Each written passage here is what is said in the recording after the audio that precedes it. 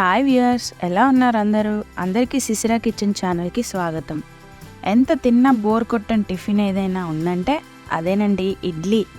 మనం ఎన్ని రకాల టిఫిన్లు తిన్నా బయట ఒక 2 ఇడ్లీలు మాత్రం తప్పకుండా తింటాం కదా.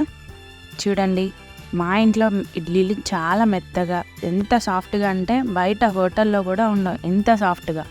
నోట్లో పెట్టుకుంటే కరిగిపోయేలాంటి ఇడ్లీలు. ఇడ్లీ, పల్లి చట్నీ, కారపొడి వేసుకొని తింటే ఎంత బాగుంటుంది కదా.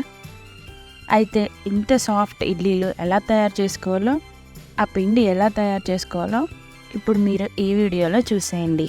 ముందుగా ఒక గ్లాస్తో మినపప్పు తీసుకోవాలి.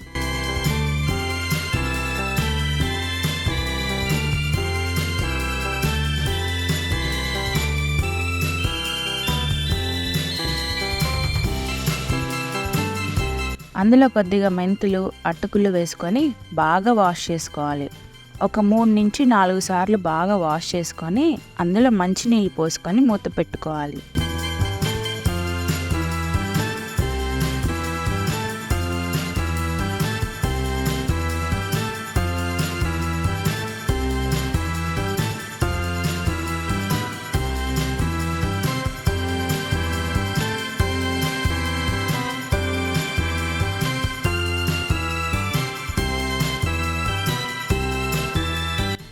ఈ పప్పుని 7 నుంచి 8 గంటలు తప్పకుండా నానబెట్టుకోవాలి.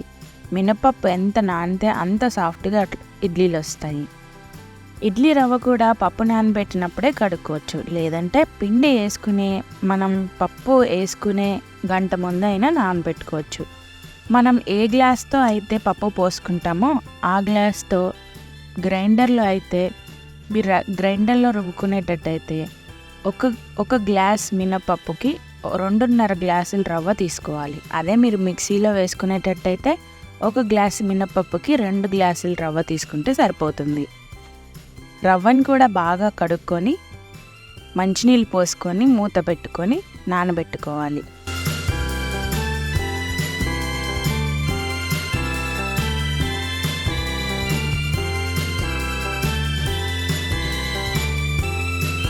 ఏడు గంటలు నానాక గ్రైండర్ తీసుకొని అందులో ముందుగా మనం నానబెట్టిన వాటర్ వేసుకుంటూ పప్పు వేసుకోవాలి. పప్పు వేసుకొని దాన్ని మెత్తగా అయ్యే వరకు రుబ్బుకోవాలి. ఇడ్లీ పిండికి వాటర్ ఎక్కువ వేయనవసరం లేదు, మధ్యలో కొంచెం వాటర్ వేసుకుంటూ మెత్తగా రుబ్బుకోవాలి.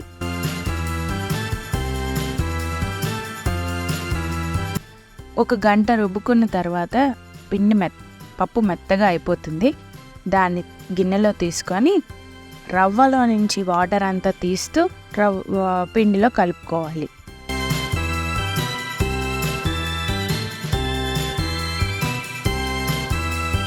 పిండి రవ్వ బాగా కలిసేలాగా చేతితో బాగా కలుపుకోవాలి.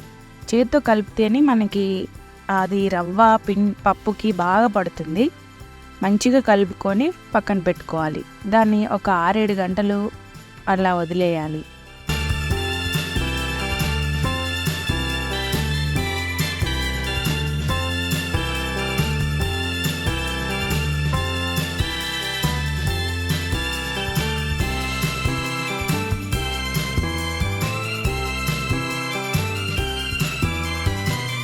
తర్వాత చూడండి, మూత తీసి చూస్తే ఎలా పొంగిందో, చాలా బాగా పొంగింది కదా.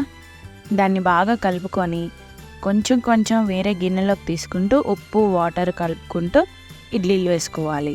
మొత్తం ఒకే దాంట్లో ఒకేసారి ఉప్పు కలుపుకోకూడదు. కొంచెంగా తీసుకొని కలుపుకుంటేనే పిండి ఎప్పటికప్పుడు ఫ్రెష్గా ఉంటుంది.